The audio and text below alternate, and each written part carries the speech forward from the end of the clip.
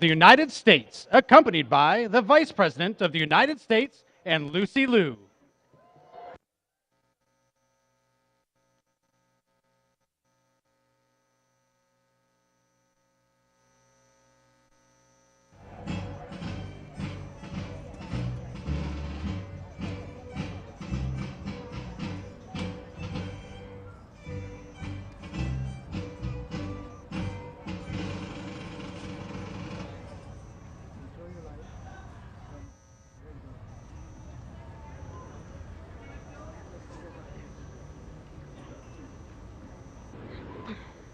Good afternoon, everyone. Good afternoon. Please have a seat. Those who can. Those who have a chair. Well, what a beautiful day. And it is so good to be with so many dear friends and so many extraordinary leaders. And of course, at the front and the most important of our leaders today, I have to acknowledge our President, Joe Biden, and him welcoming everyone to the White House. And Joe Biden, as everyone here knows, is a leader of courage and conviction and a fighter for freedom, justice, and equity for all Americans. Yes. And to the first, second gentleman of the United States, who I know is here, but I don't see him at the moment, my husband, Doug Emhoff, to the members of our administration and the members of Congress, including the members of KBAK, and all of the distinguished guests, including some who I welcomed last week for the first ever AANHPI night market hosted at the Vice President's residence. It is an honor to gather with all of you. The story of Asian Americans, Native Hawaiians, and Pacific Islanders is the story of America herself. During AANHPI Heritage Month, we honor the leaders who shaped the earliest days of our nation's history.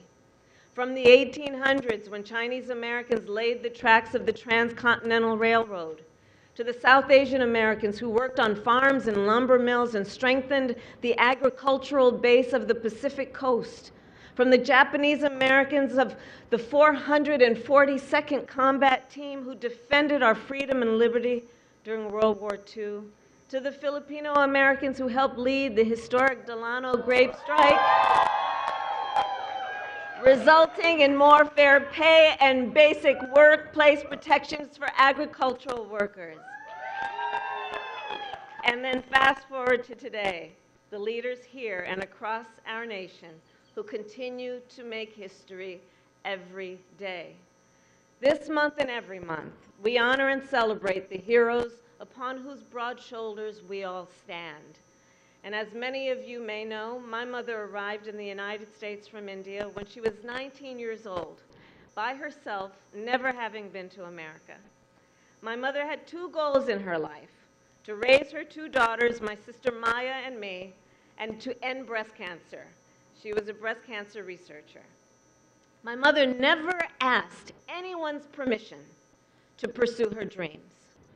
And it is because of her character, strength, and determination that within one generation, I stand before you as Vice President of the United States.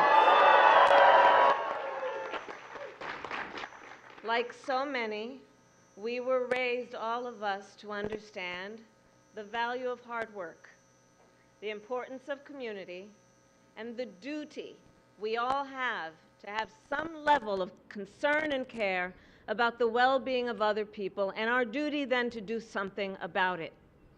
You know, there's been something quite perverse, I think, happening in our nation over the last several years, where some people would suggest that the measure of strength is based on who you beat down, instead of what we know. The true measure of strength is based on who you lift up. In this moment, we see extremists who try to divide our nation. We see so-called leaders with the biggest pulpits and the biggest bully pulpits who encourage and incite xenophobia and hate, including anti-Asian hate.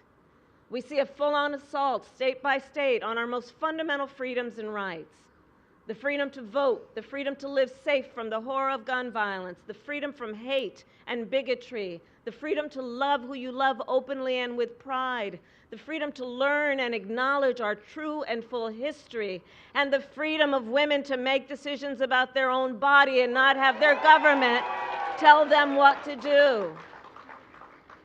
And so in this moment, I'll close by this. I am reminded of the words of one of my dearest friends and a mentor to me, Secretary Norm Mineta. Norm often said, "You have two arms, one to climb the ladder of success, and one to reach down and pick someone up and pull them up behind you." This AANHPI Heritage Month, let us all celebrate those who have lifted up our nation, and to honor their memory, let us renew our commitment to lift as we climb.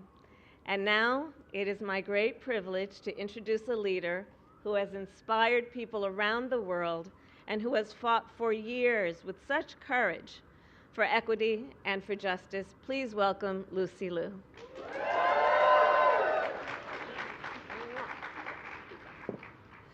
Good afternoon. Good afternoon.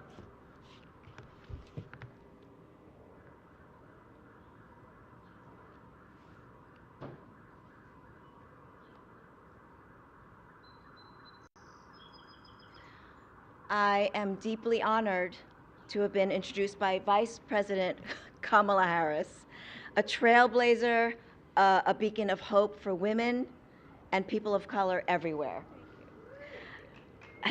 Yes, let's give it up for her. Her historic election as the first female Black and Asian American Vice President of the United States is a testament to the limitless possibilities of the American dream. Thank you for your leadership and your inspiration. I was born and raised in New York with parents who both immigrated from China. And while we commemorate AANHPI Heritage Month here today, our household proudly celebrates it every month. My son Rockwell possesses a deep awareness of our roots, exuding a profound confidence in his identity. Now, this is truly remarkable to me, especially considering the contrast to my childhood, where I felt I had to keep things secretive and distance myself from my heritage in order to have a stronger sense of belonging. Now, as we gather to honor this heritage and in the Rose Garden at the White House, I am struck by the irony that once inhibited my own path towards fearlessness. Our journey as Asian Americans is deeply rooted in history, marked by resilience, perseverance, and the relentless pursuit of justice. From the struggles of our ancestors who first set foot on American soil to the generations that followed, we have contributed to the rich tapestry of this nation, shaping its history and its future. Throughout history, we have faced formidable challenges in asserting our rights, including the right to vote and be counted.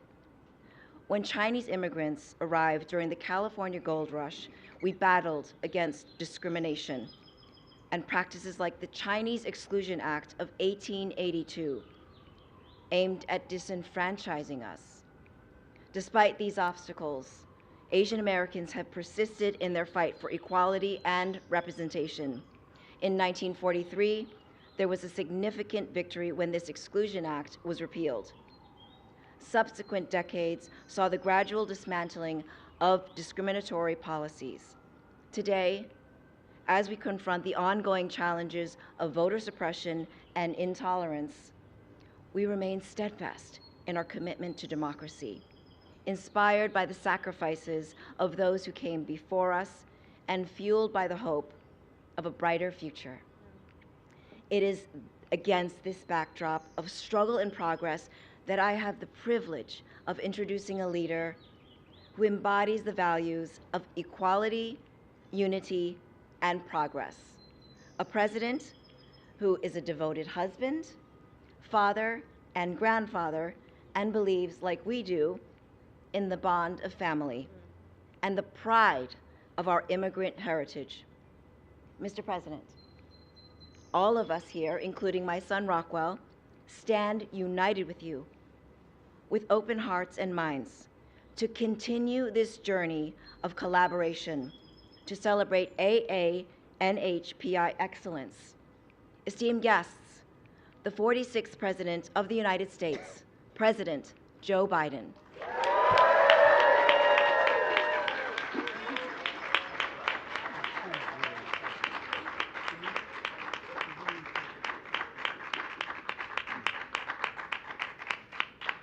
My name's Joe Biden. I work for Kamala Harris. I asked her to be my vice president because I knew I needed somebody smarter than me. Folks, happy Asian American, Native Hawaiian, Pacific Islander Heritage Month. Here in the White House. And thank you, Lucy, for that introduction and all you do for the community on and off the screen. Kamala, our historic vice president who represents the community with such great pride. And Doug, I know you're here somewhere, but wherever you are, Doug, he's back there? Okay, anyway. Our first, second gentleman. He's here along with so many of our friends. Maisie and Tammy, two leaders in the United States Senate. There you are. And Chair of the Congressional Asian Pacific American Caucus, Representative Judy Chu. There you are, Judy. And other members who represent the community in growing numbers in each election. As Kamala mentioned, that includes the family of the late Norm Mineta, who was a great friend and a great leader. In fact, this year marks the 25th anniversary of the creation of the White House Initiative on Asian American, Native Hawaiians, Pacific Islanders, and Norm supported it. And by the way, I was educated by a guy who, if I can digress for just a moment, one of the people when I first got here, I didn't want to be here because I just lost my family in an accident. And there was a guy named Danny Inouye who came along. Danny had more grit and determination than anybody I ever knew. And he was a guy who stood tall. And this is a guy who, anyway, I don't want to get started with it, but he taught me an awful lot. Several commission members are here as well, and I want to thank them. Kamala and I are committed to having an administration. When we got elected, we said we're going to have an administration that looks like America, and it does. We do. We have members of every community. There's so many of them here today, including our cabinet. U.S. Trade Representative Catherine Tai. Catherine, where? There she is. Acting Labor Secretary Julie Su. And above all, thanks to all of you, leaders of labor, business, philanthropy, civil rights, arts and culture, and so much more. All of you represent a simple truth. There is no singular Asian American, Native Hawaiian, Pacific Islander identity, and diversity in those cultures, the breadth of achievement, and shape the strength and fabric of this country. But it's not all the same. The fastest growing demographic in the United States, you represent how we are as a nation of immigrants, a nation of dreamers, a nation of freedom. And that's the America we share. We made incredible progress together. 15 million new jobs, a record. Historic low levels of unemployment, record small business creation. In fact, loans from our Small Business Administration to the AANHPI small business is up 44% compared, by the way, the dog is cheering for that. That was the dog up front here. He's all for it. He's employed. And look, because we expanded the child care tax credit during the pandemic, and by the way, not one Republican voted for it, we cut Asian American child poverty by nearly 25%, a record low. Lower costs across the board. We finally beat Big Pharma and got Medicare the ability to negotiate lower drug prices. For example, we capped insulin at $35 a month, down from $400. It only cost them $10 to make it. And seniors on Medicare, including your parents and grandparents, are beneficiaries. Not only save lives, but interesting fact, around my Republican friends, it saved the budget $160 billion. $160 billion. Because Medicare no longer has to pay those exorbitant fees and prices. And we're now making college more affordable. We're relieving student debt for millions of students, including so many in the community. And we secured the largest increase in Pell Grants in a decade. It matters now nearly 40% of AANHPI students rely on Pell Grants to get to college, nearly 40%. More people have health insurance today than ever before in the history of this country, including in the community. And I'm proud my administration announced DACA recipients will finally get access to health care through the Affordable Care Act.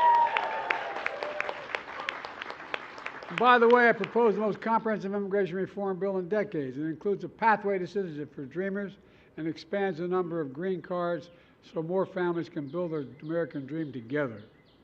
And now Congress has to act, do the right thing. We're both going to keep pushing forward. Thanks to decades of advocacy by so many of you, I'm proud our administration recently announced major changes to how federal government collects and reports federal data on race and ethnicity. By disaggregating data on the community, that so deserves, we can better serve the entire community, individual communities. After all, our government didn't really see Korean Americans distinctly from Filipino Americans. But how can we address each community's needs without understanding the specific needs? We're changing that. We're also making historic investments to rebuild roads and bridges and lead the world in science and innovation. That includes the most significant investment ever in climate in the history of the world, over $368 billion. Ever so many leading the way. I signed the most significant gun safety law in nearly 30 years, which matters, as I've mourned with you in Atlanta, Monterey Park, and Half Moon Bay, been there to meet the families. Together we won't stop until we finally ban assault weapons as well. I could go on, but look, the point here is we're lowering costs, expanding opportunities, and protecting freedoms. That's in stark contrast to my predecessor's view of America and his view of all of you. We'll never forget him lying about the pandemic. We'll never forget the rise of anti-Asian hate crimes during the pandemic. I'm proud to have had to, I'm proud to have had to, but I'm proud to have signed this COVID-19 Hate Crimes Act with your support. We've also provided historic value and funding for public safety in local communities that's bringing its results. We're seeing a 50-year low in violent crime in America. San Francisco, for example, anti-Asian hate crimes are down 75% over the last 2 years. When Trump was in office, he enacted a $2 trillion tax cut, overwhelmingly benefiting the super wealthy and the very biggest corporations that exploded the federal debt. His administration added more to the federal debt than any previous presidential term in American history. And now he and his congressional Republican friends want to do it again. At the same time, he wants to, quote, I love his terminology, terminate the Affordable Care Act, kicking millions of you and your families off of insurance and taking away protections for pre-existing conditions, affecting millions of people. And Social Security and Medicare, my predecessor says, quote, there's a lot we can do in terms of cutting. Not on our watch. Not on our watch. Not on our watch. And he brags about cutting Roe v. Wade, making sure it's overturned. But Kamala and I are going to keep fighting to restore Roe v. Wade until it's the law of the land again.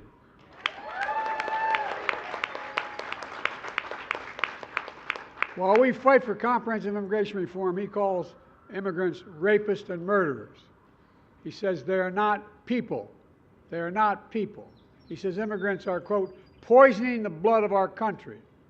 Folks, my predecessor wants a country just for some of us. We want a country for all of us. Let me close with this.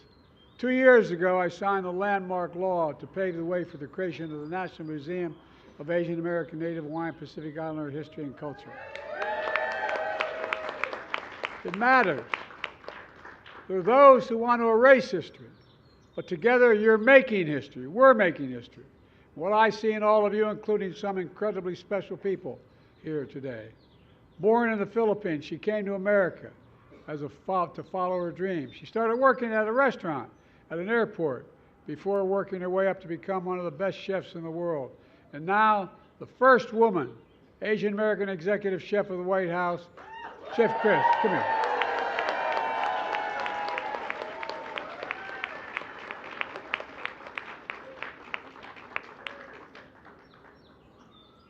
Come on up here, Chef.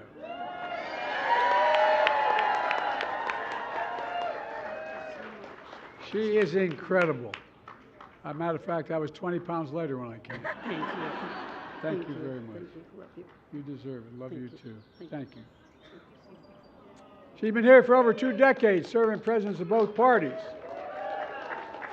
She's prepared dinners for heads of state, celebrities, from everyone from Super Bowl champions to everyday heroes.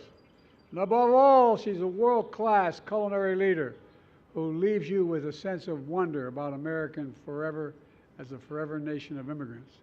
Look, the story all of you represent, in one form or another.